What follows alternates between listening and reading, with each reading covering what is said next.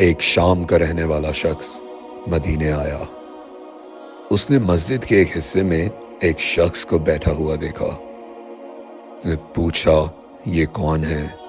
جواب ملا حسین ابن علی ابن ابی طالب علیہ السلام۔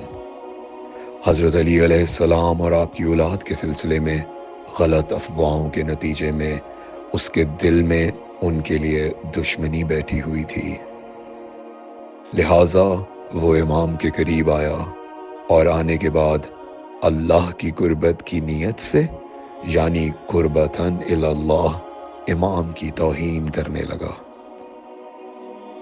جب اس کی بات ختم ہو گئی تو امام نے اس کے سامنے بہت ہی نرم لہجے میں حسن اخلاق پر مشتمل آیت کی تلاوت فرمائی اور اس سے فرمایا ہم تمہاری خدمت کے لیے حاضر ہیں، تم شام کے رہنے والے ہو نا؟ اس نے جواب دیا جی ہاں، میں شام کا ہی رہنے والا ہوں۔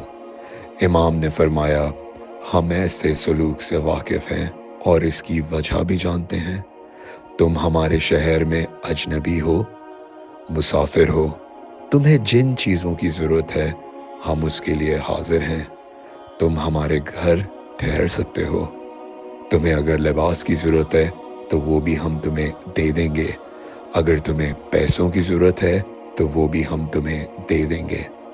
اس شام کے رہنے والے انسان کو بہت ہی سخت جواب کی امید تھی، لیکن امام کے سلوک نے، امام کے رویے نے سارا قصہ ہی تمام کر دیا۔ وہ شخص اپنے آپ میں کہہ رہا تھا کہ کاش یہ زمین پھٹ جاتی اور میں اس میں سما جاتا، مجھے کیا معلوم تھا کہ یہ شخص اخلاق کے عظیم درجے پہ فائز ہیں، اگر مجھے معلوم ہوتا تو میں کبھی بھی ایسی گستاخی نہ کرتا۔ اس کے بعد اس نے ایک جملہ کہا کہ ابھی تک اس زمین کے اوپر سب سے زیادہ میں آپ کا دشمن تھا، لیکن اب اس زمین کے اوپر آپ سے زیادہ مجھے کوئی بھی عزیز اور محبوب نہیں ہے۔